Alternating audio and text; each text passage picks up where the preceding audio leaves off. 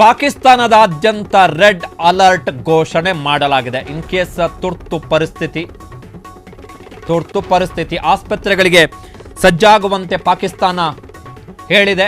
ಪಾಕಿಸ್ತಾನದ ವಾಯು ಪ್ರದೇಶ ನಿನ್ನೆಯಿಂದಲೇ ಬಂದ್ ಮಾಡಿದ್ದಾರೆ. ಅವರು ನಿನ್ನೆಯಿಂದಲೇ ಪಾಕಿಸ್ತಾನದ ವಾಯು ಪ್ರದೇಶವನ್ನು ಬಂದ್ ಮಾಡಿದ್ದಾರೆ.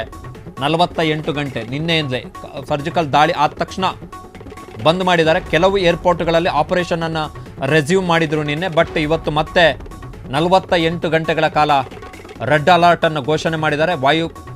ವಾಯು ಪ್ರದೇಶವನ್ನು ಬಂದ್ ಮಾಡಿದ್ದಾರೆ.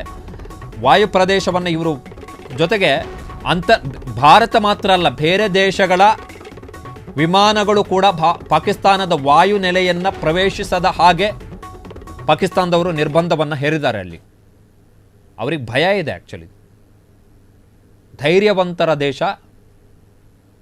ಆ ದೇಶದ ಕತೆ ಇದು. ರೆಡ್ ಅಲರ್ಟ್, ತುರ್ತು ಪರಿಸ್ಥಿತಿ, ಎಸ್ಕಲೇಷನ್ ಆಗುತ್ತೆ. ಭಾರತ ಮತ್ತು ಪಾಕಿಸ್ತಾನದ ನಡುವಿನ ಸಂಘರ್ಷ ಏನಿದೆ ಅದು ಎಸ್ಕಲೇಷನ್ ಆಗುತ್ತೆ, ಇನ್ನಷ್ಟು ತೀವ್ರಗೊಳ್ಳುತ್ತೆ ಅಂತೇಳಿ ಪಾಕಿಸ್ತಾನದವರಿಗೆ ಈಗ ಸ್ಪಷ್ಟವಾದಂಥ ಅರಿವಿಗೆ ಬಂತು. ಎಲ್ಲಿಂದ ಎಲ್ಲಿಗೆ ಚಿತ್ರಣ ಬದಲಾಯಿತು ನೋಡಿ. ಏಪ್ರಿಲ್ 22ರವರೆಗೆ ಈ ಎರಡೂ ರಾಷ್ಟ್ರಗಳ ನಡುವೆ ತಕ್ಕ ಮಟ್ಟಿಗಾದರೂ ಒಂದು ಶಾಂತಿಯುತ ಪರಿಸ್ಥಿತಿ ಇತ್ತು. ಏಪ್ರಿಲ್ 22ನೆಯ ತಾರೀಕು ಪಾಕಿಸ್ತಾನದ ಭಯೋತ್ಪಾದಕರು ದಾಳಿಯನ್ನು ಮಾಡಿ ನಮ್ಮವರನ್ನು ಕೊಂದರು. 25 ಜನ ಭಾರತೀಯರು, ಓರ್ವ ನೇಪಾಳಿ ಪ್ರಜೆ. ಆತ ನಮ್ಮ ದೇಶಕ್ಕೆ ಪ್ರವಾಸಗೋಸ್ಕರ ಬಂದಂತಹ ಪ್ರಜೆ. ಒಟ್ಟು 26 ಜನ. ಅಲ್ಲಿಂದ ಏಪ್ರಿಲ್ 22ನೆಯ ತಾರೀಕಿನಿಂದ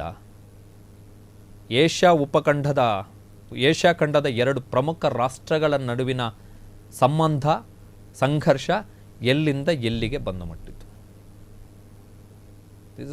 ಇಮಿಡಿಯೇಟ್ ರೀಜನ್ಸ್.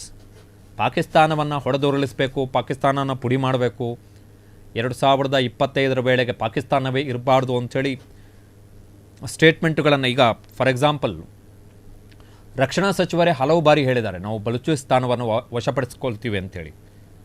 ಬಟ್ ಅದಕ್ಕೆ ಬೇಕಾದಂಥ ಒಂದು ಪೂರಕ ವಾತಾವರಣ, ಒಂದು ಸನ್ನಿವೇಶ, ಒಂದು ಕಾರಣ, ಒಂದು ನೆಪ ಅದು ಸೃಷ್ಟಿಯಾಗಿದ್ದು ಈಗ ಪಹಲ್ಗಾಮ್ ದಾಳಿಯ ಬಳಿಕ. ಸೊ ಪಾಕಿಸ್ತಾನದಾದ್ಯಂತ ಇಸ್ಲಾಮಾ ಮತ್ತು ಪಂಜಾಬ್ ಪ್ರಾಂತ್ಯಗಳಲ್ಲಿ ಶಿಕ್ಷಣ ಸಂಸ್ಥೆಗಳನ್ನು ಬಂದ್ ಮಾಡಿದ್ದಾರೆ.